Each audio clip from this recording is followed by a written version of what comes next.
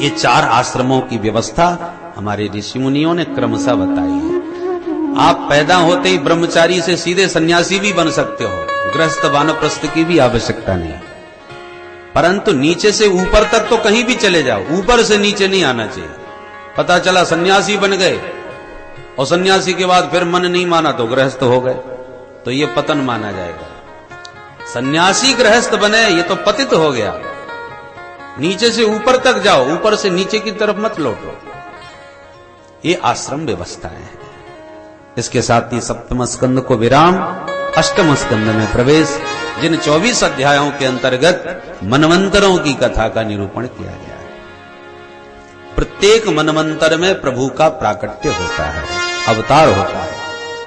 मनवंतर किसे कहते हैं?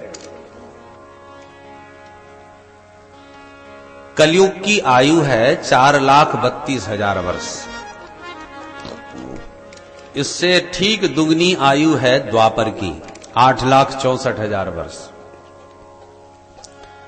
कलयुग से 3 गुनी आयु है त्रेता की, 4 गुनी आयु है सतयुग की। अब 4 युगों की आयु जोड़ ली जाए तो संख्या हो जाएगी 43,20,000 वर्ष। हम मानवों के 43,20,000 वर्ष जब पूरे होते हैं तब 4 युगों का एक चक्कर लगता है। धरती पर 4 युग बीत जाते हैं और 4 युग जब 1,000 बार बीत जाएं, 1,000 मान 4 युगों के एक चक्कर को चतुर्युगी कहते हैं। तो 1,000 चतुर्युगी जब संपन्न होती है तब ब्रह्मा जी का एक दिन होता है। और इतने बड़े एक दिन के हिसाब से ब्रह्मा जी की 100 साल की आयु है। तो ब्रह्मा जी के एक दिन को ही कल्प कहते हैं। ब्रह्मा जी का एक दिन माने एक कल्प। ब्रह्मा जी के एक कल्प में, एक दिन में 14 मनवंतर होते हैं। और एक मनवंतर मैं निवेदन कर रहा था 72 चतुर्युगी का होता है। जब हम लोगों का नया साल आवे तो पंचांग सुनना चाहिए। पंचांग में ये सारा विवरण बहुत विस्तार से आता है, लिखा होता है। ज्योतिषी लोग सब लिखते हैं, गणना पूरा गणित है विस्तार से। सृष्टि का शुभारंभ हो गए कितने वर्ष बीत गए। वर्तमान में ये जो कलयुग चल रहा है ये किस नंबर का कलयुग है? ब्रह्मा जी के एक दिन में 14 मनवंतर, तो वर्तमान में ये 7वां मनवंतर चल रहा है। इस 7वें मनवंतर का ये जो कलयुग है वो 28वें नंबर का है। अब 72 4 युग 72 बार बीते तब एक मनवंतर होगा। तो ये जो कलयुग है ये 28वां कलयुग है। 28वां कलयुग और 7वां मनवंतर, ये पूरी गणना बहुत विस्तार से पंचांग में आती है। पर हम लोग तो अपना नया साल ही भूल गए। बोलो राधे राधे। प्राय सब लोग बस ये आया नया साल 1 जनवरी, इसी को ही मानते हैं। और वस्तुतः हमारा नया साल कौन सा है? चैत्र शुक्ल प्रतिपदा, चैत्र की जो नवरात्रियां आती हैं ये हमारा नया साल है। और चैत्र में जब हम लोगों का नया साल आता है तो देखिए सब कुछ नया नया नजर आएगा आपको। चैत्र का नवदुर्गा आई, नया साल आते ही मौसम बदल गया, बसंती छाई गई। नया साल आते ही माताओं ने प्रातःकाल जगते ही देवी मां की उपासना प्रारंभ कर दी। जल लिए माताएं गली गली में जाती नजर आती हैं देवी मां की पूजा करने के लिए। नवदुर्गा शक्ति की उपासना नव वर्ष प्रारंभ होते ही हम लोग कर देते हैं। और विशेषता सुनो, किसानों के घर में नई फसल आने लग जाती है। नया साल आया, नई फसल आई, वो नई फसल के साथ नव वर्ष का शुभारंभ करते हैं। और सुनो, सारी प्रकृति में आप ध्यान दें, पुराने पत्ते झड़ने लगेंगे और नव कोमल पल्लव आने लगेंगे। नूतन पल्लव सारी प्रकृति धारण करती है। सारा संसार, सारी प्रकृति हमारा नव वर्ष मनाती है। वृक्षों में नव कोमल नव वर्ष में, किसानों के यहां नई फसल नव वर्ष में, देवी माता की उपासना नव वर्ष में, राम जी का प्राकट्य नव वर्ष में, चैत्र शुक्ल। और इतना ही नहीं, सरकार का लेखा जोखा भी नव वर्ष में, मार्च में। मार्च के अंत में ही नवदुर्गा लगभग उसी अवधि में आती है। तो लेखा जोखा भी सरकार का वही 31 मार्च को, तो नया साल वही माना जाएगा कि नहीं? तो सब प्रकार से नवीनता ही नवीनता चारों ओर नजर आएगी हमारे नव वर्ष में। अब इस नव वर्ष में आपको क्या नया लग रहा है वो तो आप ही जानिए। बोलो राधे राधे। इसलिए हमें अपने नव वर्ष का ध्यान रखना चाहिए और उस नव वर्ष के शुभारंभ में पंचांग अवश्य पढ़ना चाहिए या किसी ब्राह्मण से सुनना चाहिए घर में नूतन वर्ष पर, ताकि पता चले संसार का स्वरूप क्या है। सारी गणना गणित की हमारे ज्योतिषी पंचांग में सब विस्तार से लिख देते हैं। इस कलयुग में 4,32,000 वर्ष की जो उम्र है, तो कितने वर्ष कलयुग के बीत गए और कितने वर्ष और बाकी हैं, वो भी सब विवरण उसमें लिखा रहता है। तो इन सब मनवंतरों की चर्चा अष्टम स्कंद में विस्तार से बतलाई गई है 24 अध्यायों। एक मनवंतर में भगवान ने ग्राह से ग्रसित गजराज का उद्धार किया हरि अवतार में। कथा प्रसिद्ध है, एक हाथी हथनियों के साथ मस्त घूमता था, बड़ा बल पराक्रमी था, इतना खतरनाक था कि जिस गली से निकल जाए उसके मादक गंध को सूंघ करके बड़े बड़े सिंह भी डर के भाग जाते थे। सिंह भी भयभीत रहते थे, इतना मस्त गजराज था, पूरे जंगल का राजा। सैकड़ों हथनियों का झुंड इसके आगे पीछे चलता था।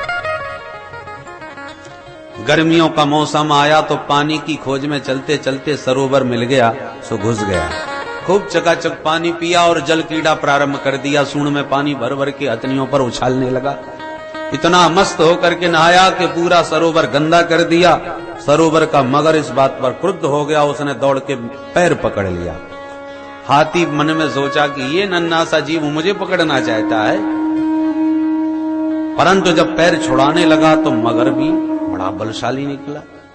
हाथी समझ गया छोटा नहीं है ये, इतना जोर का बल लगाया कि मगर को खींचता हुआ किनारे तक ले आया, परंतु जब मगर ने जोर लगाया तो घसीट के फिर ले गया भीतर। खींचातानी दोनों के बीच युद्ध की प्रारंभ हो गई, परंतु धीरे धीरे मगर की शक्ति बढ़ती गई और हाथी का बल घटता गया, क्योंकि पानी में था, पानी का राजा मगर। जब हाथी को लगने लगा ये इस पर मैं विजय नहीं पा सकूंगा, तो हथनियों की तरफ देखने लगा। देवियों तुम थोड़ी सहायता करो मेरी। तो सारी हथनियों ने मिलकर के सूंड में सूंड बांध करके अपने स्वामी जी को खींचा। मगर भी इतना जबरदस्त निकला कि सबके साथ पकड़ के फिर घसीट ले गया। बहुत समय हो गया इस लड़ाई को। हथनियों ने अच्छी तरह समझ लिया कि अब इनको बचा पाना असंभव। तो एक एक करके सारी हथनियां वापस लौटने लगी जंगल की तरफ। हाथी चिंगाड़ने लगा, कहां जा रही हो देवियों, मुझे अकेला छोड़कर। हथनियों ने कहा हमें बड़ा कष्ट है आपका, परंतु क्या करें, अब इस किनारे कब तक बैठी रहें, आकर के पूरा परिवार भूखा है, तुम्हारी प्रतीक्षा में कब तक खड़े रहें, या तो भीतर ही चले जाओ या बाहर ही आ जाओ। अंत में सब चले गए। हाथी को बड़ी ग्लानि हुई, राम राम, इतने बड़े परिवार के साथ में कितना मस्त घूमता था, ये मान करके मेरा इतना बड़ा परिवार है और आज विपत्ति आई तो सबने साथ छोड़ दिया। यही संसार का भी स्वरूप है। हम लोग समाज में संसार में हाथी की तरह मस्त घूमते तो हैं, देह के अभिमान में। हाथी का देह बड़ा विशाल होता है और विशाल देह के साथ साथ नाक उसकी बहुत ही लंबी होती है, सूंड।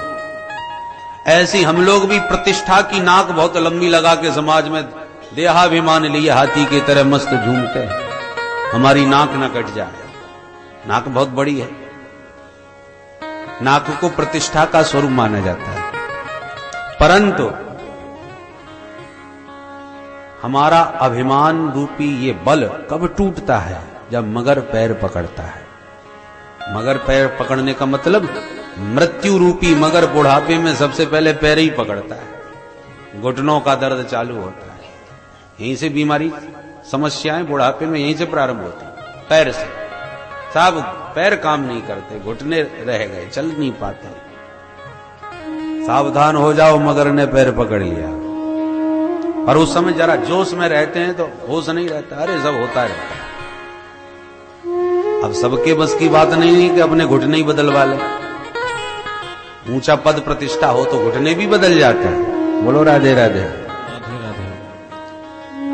पर कब तक लड़ेंगे इस मगर के साथ भाई? परिवार के लोगों ने भी सहायता तो बहुत करी, हथनियों ने निकालने की कोशिश करी, पर मगर ने नहीं छोड़ा। ऐसे ही जब बीमार पड़ते हैं बुढ़ापे में तो परिवार के लोग भी खूब सेवा करते हैं, बढ़िया बढ़िया डॉक्टरों से इलाज कराते हैं, बढ़िया से बढ़िया दवा दिलाते हैं। परंतु जब डॉक्टर साहब कह देते हैं बुढ़ापे का शरीर है, अब बस इससे ज्यादा कुछ नहीं हो सकता, जितनी बन जाए सेवा कर लो, अब ये ठीक नहीं होने वाली। सोई खटिया डाल दी एकांत में, लेट गए। वार्ताम पृच्छति कोपी न गे है। फिर कोई घर में न तो बैठना पसंद करता है हमारे पास, न बात करना पसंद करता है। और अंत में एक दिन वो आ जाता है कि जब साल 2 साल खटिया में पड़े हो जाएं, तो परिवार के लोग कहने लगते हैं, हे भगवान अब इनकी जल्दी सुन लो, 2 साल से खटिया में पड़े हैं, आकर के कब तक सेवा करें? या तो ठीक ही हो जाएं या भगवान के प्यारे हो जाएं। बोलो राधे राधे। मृत्यु रूपी मगर से मानव मात्र को अकेले ही लड़ना है, कोई साथ देने वाला नहीं है। और जीव को अंतकाल में सबसे बड़ी पीड़ा इसी बात की होती है कि जिनको मैं अपना मानता रहा उनमें से कोई मेरे काम नहीं आया, और जो सचमुच मेरे काम आने वाले हैं, इस मगर से बचाने वाले हैं, उनको मैंने कभी अपना नहीं माना, उनको कभी अपना नहीं समझा। हाथी ने संसार के स्वार्थी स्वरूप को समझ लिया, प्रीतम जान लियो मन माही, अपने सुख से ही जग बांध्यो, को काहू को नाही। नानक जी का वचन। सुख में आन सबई मिल बैठत, रहत चहू दिस घेरे, पर विपत्ति पड़ी सब ही संग छाणत, को न आवत नेरे। ये ज्ञान हाथी को हो गया, तब उसने सबसे मन हटा के माधव को पुकारा। ओम नमो भगवते तस्मै यत एतत् चिदात्मकम् पुरुषायादि बीजाय परेशाय विधीमहि। अष्टम स्कंद के तृतीय अध्याय में गजेंद्र मोक्ष, गजेंद्र स्तुति है। इस गजराज ने जो गोविंद को पुकारा है पूरे एक अध्याय में, इस गजेंद्र मोक्ष का कोई नित्य पाठ करे तो भगवान बड़े बड़े संकट से उसकी रक्षा करते हैं। अथवा कोई संकट काल आ जाए, कोई विपत्ति काल आ जाए, तो ससंकल्प जब इस गजेंद्र मोक्ष का पाठ करो कि हे प्रभु इस संकट से हमें बचा लो, ऐसा प्रभु से प्रार्थना करके गजेंद्र मोक्ष का पाठ करो, संकट चुटकियों में टल जाता है। ये चमत्कार है इस स्तोत्र का। तो गजराज ने इस मार्मिक निर्विशेष स्तुति के द्वारा गोविंद का वंदन किया, स्तवन किया। सारे देवता आकाश में छा गए, पर प्रतीक्षा में है कि हमारा नाम लेके हमें बुलावे, हम तुरंत चल देंगे, पर नाम किसी का लेता ही नहीं। तो प्रभु ने सोचा ये स्तुति किसकी मानी जाए भाई? बोले जो किसी की नहीं सो हमारी। भगवान ने प्रतीक्षा नहीं करी, वो तो गरुड़ारूढ़ होके दौड़ पड़े, और नारायण को जब इसने देख लिया तब इसने तुरंत एक कमल दल सरोवर का लेकर के सूंड से वो कमलाकांत के चरणों में चढ़ा दिया। जब भगवान ने देखा ये तो पूरा डूबा जा रहा है, तो मारी छलांग, तुरंत सूंड पकड़ के बाहर खींच लिया, मगर भी खिंचा चला आया। ग्राहात विपाटित मुखाधरिणा गजेंद्रम। भगवान ने दिव्य सुदर्शन चक्र से तुरंत उस ग्राह का मुख फाड़ दिया और गजराज तत्क्षण मुक्त हो गया। बोल भक्त वत्सल भगवान की जय। मृत्यु के मगर से बचाने में सामर्थ्य केवल माधव की है, बाकी संसार में कोई बचाने वाला नहीं है। दोनों ने दिव्य स्तुति करके वंदन किया और दोनों ही देह त्याग के परम धाम को चले गए। आइए एक बार हम और आप भी मिलकर के माधव का उसी भाव से आर्त होकर के वंदन करें। हे गोविंद हे गोपाल हे गोविंद हे गोपाल, हे गोविंद हे गोपाल, हे गोविंद कनम गिरवाह कृच्छ्रा नारायणाखिल गुरु भगवन नमस्ते। आर्त होकर के श्री हरि को गजराज ने पुकारा। गोविंद ने तत्क्षण आकर के ग्रह से उसे उबारा। सुखदेव जी कहते हैं, राजन ये दोनों ही संतों से स्थापित थे। ये जो मगर था पूर्व का गंधर्व था, इसका नाम था हूहू। गंधर्वों में कई गंधर्व ऐसे होते हैं जो देवताओं का मनोरंजन किया करते हैं, विदूषक की तरह। सबको हंसाने का ही इनका काम है, इसलिए इनके नाम ही होते हैं हा हा हू हू। हंसाने का काम करते हैं ना, तो इसका नाम था हूहू। एक दिन ये सरोवर में नहाने के लिए आया। देवल नाम के ऋषि स्नानोपरांत कमर तक पानी में खड़े होकर सूर्य भगवान को अर्घ दे रहे थे। इसको परिहास सूझा, पानी में डुबकी मारी, धीरे से महाराज जी का पैर पकड़ लिया पानी के भीतर। महाराज जी डर गए, उन्हें लगा कोई किसी जीव ने पकड़ लिया। डर के मारे चिल्लाते हुए भागे, बचाओ बचाओ बचाओ। जैसे चिल्ला के बाहर निकले तो ये बाहर उछल के हंसने लगा। कहो महाराज जी डरा दिया। महाराज जी के तो पसीना छूट गए। मूर्ख कहीं का, अच्छा भला मैं भजन कर रहा था, पूरा मेरा मन खराब हो गया, मेरी अभी तक धड़कन तेज हो रही है, तेरे को मगर बनने का ज्यादा शौक है। मूर्ख मैं तेरे को शाप देता हूं, तू सचमुच मगर बन जा। सोई रोने लगा। अरे महाराज जी मैं तो आपका थोड़ा मनोरंजन करना चाह रहा था। अरे हम लोगों का तो काम ही है हंसना हंसाना, अब मुझे नहीं मालूम था आपको इतना बुरा लग जाएगा। महाराज जी आपने क्या कर दिया, मेरे को मगर बना दिया। महात्मा को बाद में दया भी आ गई। अच्छा भाई अब मेरा साप मिथ्या हो नहीं सकता, मगर तो तेरे को बनना पड़ेगा। पर जा, मेरा आशीर्वाद है, ऐसी पैर पकड़ते रहना, तेरा कल्याण भी हो जाएगा। तो आज इसने हाथी का पैर पकड़ा और इसका उद्धार हो गया। इसलिए संत कहते हैं बिना पैर पकड़े कल्याण होने वाला। एक संत तो बहुत बढ़िया दोहा बोलते हैं, जरा ध्यान से सुनिए और सावधान होकर के अर्थ कीजिए। पाप करें प्रभु जी मिले, पाप करें सुख होए। पाप करें मुक्ति मिले, तो भैया पाप करो सब कोई। बोल वृंदावन बिहारी लाल की जय। शायद ये दोहा आपको बहुत पसंद आया हो। बोलो राधे राधे राधे राधे। और मैंने निवेदन किया अर्थ जरा सावधान होके करना। पाप करें प्रभु जी मिले। पाप करने से कहीं प्रभु मिलते हैं? क्या मतलब है? पा माने पैर। शास्त्रों में कई जगह, रामायण में तो कई बार पा माने पैर का प्रयोग किया गया है। मारत हूं पा परिय तुम्हारे, हैं? तो पा माने पैर। पैर पकड़ोगे तो प्रभु मिलेंगे, पाप करने से थोड़ी मिलेंगे। पा पकड़े प्रभु जी मिले।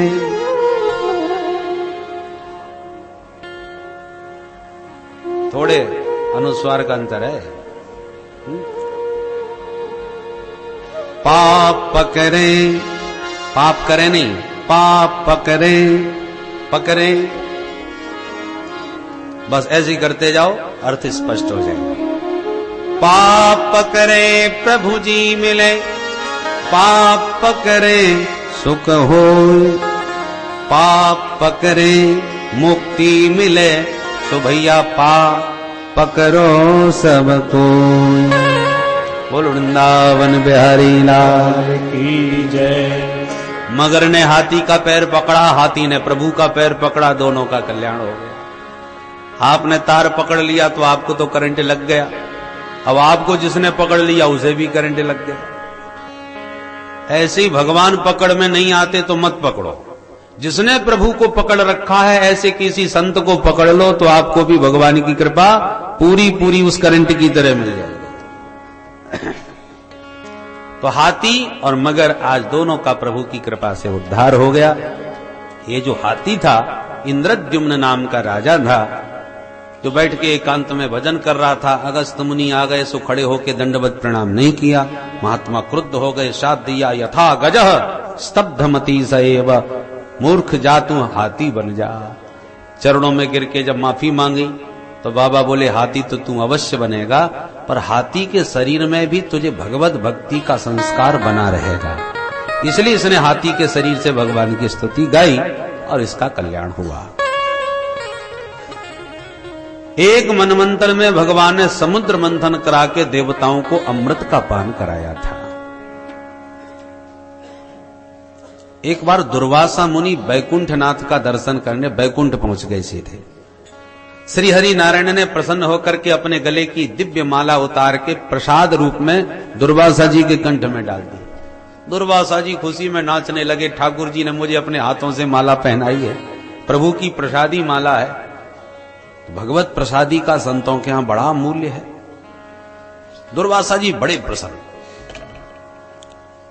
जो भी सामने आता है उसी को माला दिखाते हैं। देखो देखो ये माला ठाकुर जी ने अपने हाथ से स्वयं मुझे प्रदान करी है।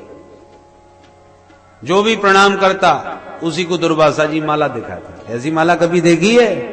नहीं महाराज, कभी नहीं देखी, बड़ी प्यारी लग रही है। कहां से मिली? बाबा बोले ऐसे ही नहीं मिली, ठाकुर जी ने अपने हाथ से पहनाई है, बैकुंठनाथ की प्रसादी माला है। ऐसे सबको माला दिखाते घूम रहे थे। अचानक सामने से देवराज इंद्र हाथी पर बैठे तमाम देवताओं से घिरे चले आ रहे थे। लोग सब जय जयकार बोल रहे थे। दुर्वासा जी को देखते ही इंद्र ने प्रणाम किया तो बाबा ने आशीर्वाद में वही माला उतार के इंद्र को पहना दी। आशीर्वाद, संत जब प्रसन्न होते हैं तो माला दे देते हैं, परंतु सभी तो माला का महत्व नहीं समझते।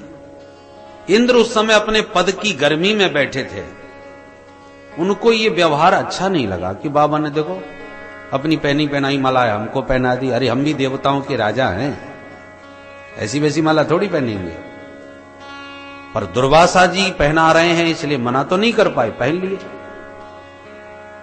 दुर्वासा जी बोले ऐसी वैसी माला नहीं है, साक्षात हमारे प्रभु बैकुंठनाथ ने मेरे को पहनाई थी, वही प्रसादी तेरे को दे रहा हूं। पर इंद्र मन में सोच रहे पहले प्रभु ने पहनी, फिर इनने पहनी, सबकी पहनी पहनाई, हमको पहनाई। उसने वो महत्व नहीं समझा। पर दुर्वासा जी से मना कर दें तो 1 मिनट में शाप दे देंगे, डर के मारे पहन लिए। और जहां दुर्वासा जी पहना करके आगे बढ़े सो तुरंत उतार करके हाथी के माथे पर धर दिया। ज्यादा दूर नहीं जा पाए थे दुर्वासा जी, उनका मन माला में ही अटका था।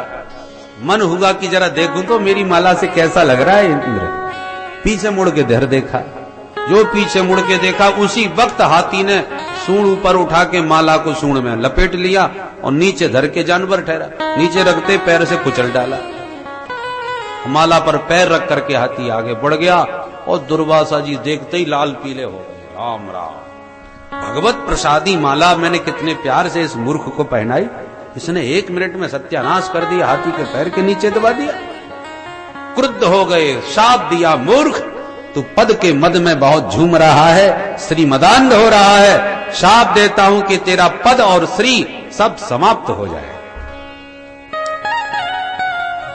जो भयंकर शाप दिया शुक्राचार्य जी को पता लग गया।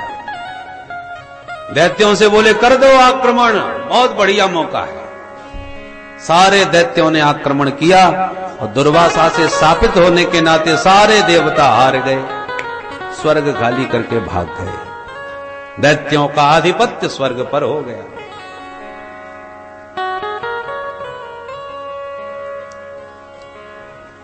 जब दैत्यों का आधिपत्य हो गया तो देवता सब रोते रोते भगवान की शरण में गए। महाराज बर्बाद हो गए। भगवान ने मन में सोचा, संतों की अवज्ञा करके बार बार रोते रोते मेरे सामने आ जाते हैं। बिना मेहनत के, बिन प्रयास के कोई वस्तु मिल जाए तो व्यक्ति उसको महत्व नहीं देता। वो अपनी मेहनत से, परिश्रम से जो वस्तु मिले उसका महत्व समझ में आता है। भगवान बोले, भाई देवताओं, तुम्हारा बल, पराक्रम, शक्ति सब समुद्र में समा गई। अब तुम दोबारा यदि अपना पद और बल चाहते हो तो समुद्र मंथन करो, उससे अमृत निकलेगा, उसी को पी करके तुम पुनः बलशाली बन सकोगे। देवता प्रभु से बोले, सरकार इतना बड़ा महासमुद्र, उसका मंथन हम कर पाएंगे? भगवान बोले, तुम तो नहीं कर पाओगे। तो फिर भगवान बोले, तुम्हें दैत्यों का सहयोग लेना पड़ेगा। देवता बोले, दैत्य भला हमें सहयोग देंगे? कैसी बात करते हो प्रभु, हमारे जन्म के दुश्मन हैं वो। भगवान बोले, मैं जानता हूं वो तुम्हारे दुश्मन है, पर तुम बुद्धि बल का प्रयोग करो, बुद्धिमानी से काम लो, उनसे सहयोग मांगो। कैसे मांगे? तो भगवान एक दृष्टांत देते हैं, सुनो। एक सेठ जी की काठ की पिटारी में सेठ जी हमेशा प्रेस करके कपड़ा रखा करते थे। एक दिन पिटारी का दरवाजा खोला, छूट गया और चूहा राम जी घुस गए। उसी वक्त घूमता सर्प आया, चूहे की गंध पाया तो वो भी घुसा चला गया। उसी वक्त सेठ जी का ध्यान गया, अरे दरवाजा खोला है, उसने तुरंत बंद करके ताला मार दिया। अब चूहा सर्प दोनों कैद। सर्प ने जब चूहे को देखा तो जीभ लपलपाने लगा, भोजन मिल गया। फिर मन में सोचा, इस पिटारी में पड़ा पड़ा मैं भी तो मर जाऊंगा, तो क्या करूं? ये हमें सहयोग दे तो यहां से छुटकारा मिल सकता है। तो भुक्ति मुक्ति दोनों मिले, ऐसा कुछ किया जाए। बुद्धिमान था सर्प। चूहा सर्प को देखते ही थर-थर कांप रहा था, डर के मारे भाग भी नहीं सकता। पर दिमाग से काम लिया और सर्प तुरंत चूहे को देख के मुस्कुराता हुआ बोला, मामा जी राम राम। चूहा बड़े चक्कर में पड़ गया, ये मेरा भांजा कब से बन गया? डरते डरते कांपते चूहे ने पूछा, भैया जी ये रिश्तेदारी कब से निकाली आपने? सर्प बोला, मामा जी तुम्हें कुछ नहीं मालूम क्या? अरे परसों की यही बात है, हम सर्पों ने मीटिंग करी थी और उस मीटिंग में ये प्रस्ताव पारित किया गया है कि आज के बाद हम चूहों को कभी नहीं मारेंगे। चूहा बोला, अच्छा ये तो हमें पता ही नहीं। अच्छा पर एक बात बताओ, तुमने ये ऐसा क्यों किया? आखिर के चूहों पर इतनी दया क्यों? सर्प बोला, देखो आजकल बिना स्वार्थ के तो कोई कुछ नहीं करता, थोड़ा स्वार्थ हमारा है। क्या? बोले, आजकल हम लोगों की जनसंख्या बढ़ती जा रही है और रहने को मकान मिलते नहीं।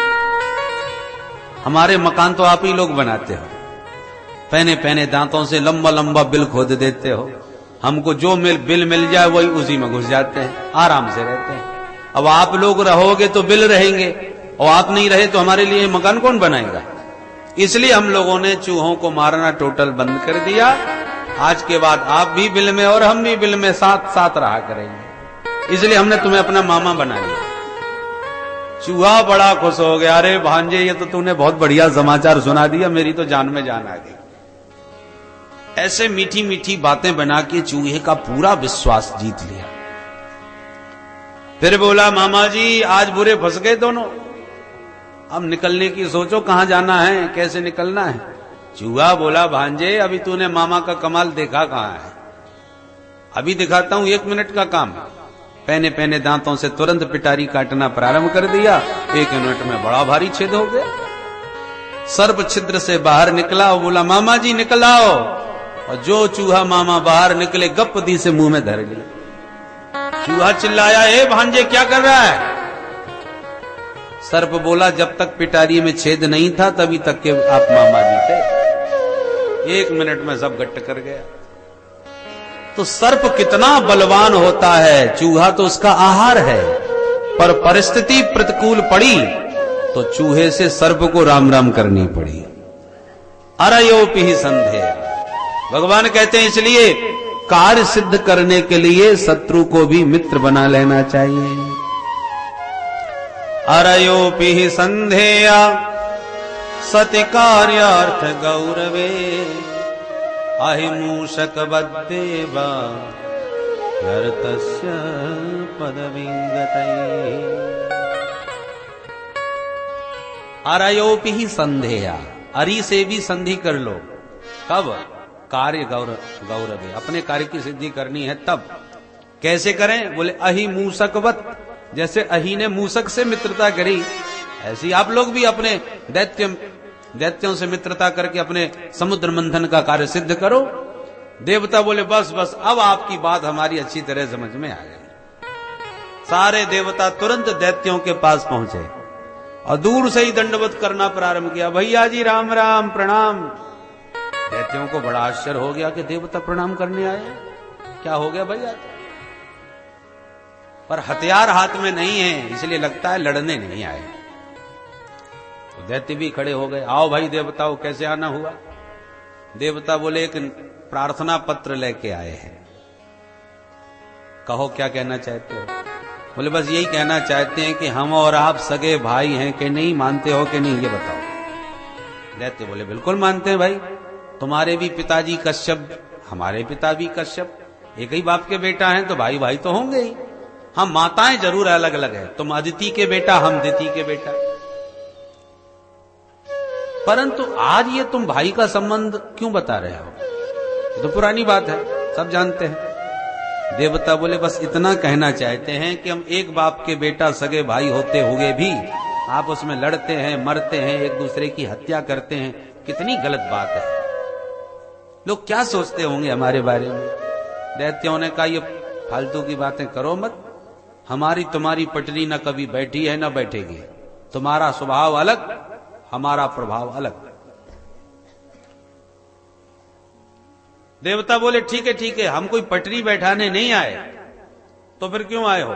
बोले हम तो बस ये प्रार्थना करने आए हैं, क्यों ना हम दोनों भैया मिलकर के एक बार समुद्र मंथन कर लें, उससे निकलेगा अमृत, और उस अमृत को हम सारे भाई मिलजुल करके पी लेंगे।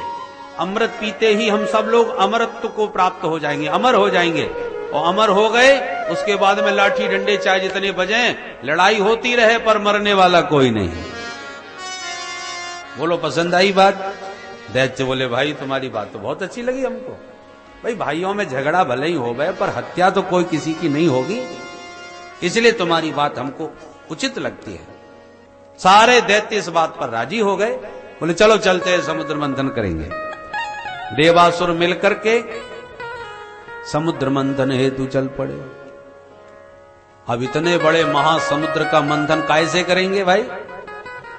मंथन में रस्सी चाहिए, नेति चाहिए, रई, कैसे मथेंगे?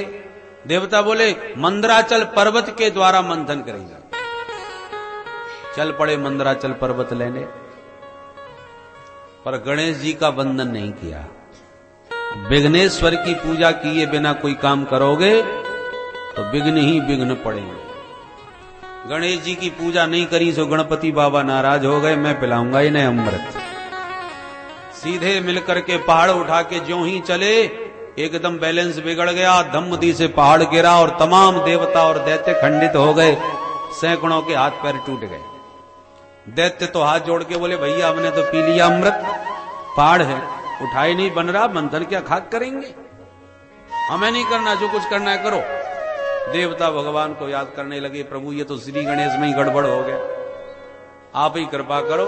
सोई ठाकुर जी प्रकट होकर के बोले देवताओं मत घबराओ, भाई पर्वत हम उठा के लिए जाते हैं, आप लोग कष्ट ना लो। गिरिम चारोप्य गरुड़े हस्ते नेके लीलया। एक हाथ से ही भगवान ने पर्वत को उठाकर गरुड़ पर रखकर समुद्र के किनारे लाके स्थापित कर दिया। जैसे ही भगवान पर्वत को किनारे लाए समुद्र के, देवता असुर पीछे पीछे चले आए, बोले भाई रई तो आ गई, अब रस्सी। भगवान ने बोले रस्सी का काम बासुकी नाग कर सकता है, उसे राजी कर लो। सब दौड़ के बासुकी नाग के पास पहुंचे, भैया जी नमस्कार, आओ आओ भैया कैसे आना हुआ। बासुकी ने सबका स्वागत किया। सब देवता असुर मिलके बोले भैया हम एक बहुत बड़ा कार्यक्रम कर रहे हैं, उसमें आपका सहयोग चाहते हैं। क्या? बोले हम लोग समुद्र मंथन करेंगे, आप तो सिर्फ उसमें रस्सी का काम कर दो, बस यही प्रार्थना। बासुकीनाग बोला कि मुझे तुमने बिल्कुल फालतू समझ रखा है क्या? ये तुम्हें थोड़ा सा काम लगता है? अरे हम रस्सी बन के लिपट जाएंगे, एक पूंछ खींचेगा, एक मुंह तानेगा, खींचा तानी अपने शरीर की हम कराएंगे और अमृत तुम्हें पिलाएंगे, ये परोपकार हमको नहीं करना। सब एक स्वर में बोले महाराज जब अमृत निकलेगा तो सबसे पहले हम आपको ही पिलाएंगे, वचन देते हैं। तब बासुकीनाग राजी हो गया, ठीक है अमृत मिलेगा तो थोड़ा बहुत कष्ट हम भी उठा लेंगे। तेनागराज मामंत्र्य फल भागे न वासुकी, हिस्सा हमारा होगा इस शर्त पर बासुकीनाग राजी हो गया और जा करके पर्वत में लिपट गए। प्रभु सोचने लगे कि जिसने इसका मुंह पकड़ा उसी की हो गई विडंबना, अब पूंछ वाले बड़े फायदे में रहेंगे। तो जानबूझ के भगवान बोले सुनो भाई देवताओं, तुम श्रोत्रिय ब्रह्मनिष्ठ उत्तम कुल में जन्म लिए हो, इसलिए आगे की तरफ आप ही लोग लगना। दैत्यों से कहा जाओ जाके तुम पीछे लग जाओ, पूंछ पकड़ लो। इस ढंग से भगवान ने बात कही कि देवताओं का माथा गर्म हो गया। तुरंत बोले महाराज क्या आप हमको गिरे खानदान का समझते हैं? हमको आप क्या समझ रहे हैं? हम पीछे लगने वालों में नहीं है महाराज, मंथन होवे न होवे पर आगे लगेंगे तो हम ही लगेंगे। एकदम सब बिगड़ गए। न गृणीमो वयम पुच्छम अहे अंगम मंगलम। भगवान बोले नाराज क्यों होते हो भैया, तुम भी बड़े बाप के बेटा हो। अच्छा भाई देवताओं जाओ तुम पीछे लग जाओ, जाओ भैया तुम मुंह पकड़ लो। अब मूंछों पर ताव मार के बड़े बाप के बेटा बन करके दैत्यों ने पकड़ लिया मुंह। भगवान तो चाहते ही यही थे। प्रभु जानते थे कि ये उल्टी खोपड़ी के हैं। संसार में ऐसे कई लोग होते हैं उल्टी खोपड़ी वाले, जो मना करो वो जरूर करेंगे। एक बार एक पंडित जी थे, उनकी पंडितानी जी का यही हाल था, जो कहेंगे पंडितानी को उल्टा चलना है। पंडित जी ने सोचा अब रोज रोज का झगड़ा कौन करे, तो पंडित जी ने ही अपनी भाषा उल्टी कर दी। उल्टा बोलते थे, सीधा काम अपने आप हो जाता था। अब घर में 4 मेहमान आ रहे हैं तो भोजन तो देवी जी को ही बनाना है।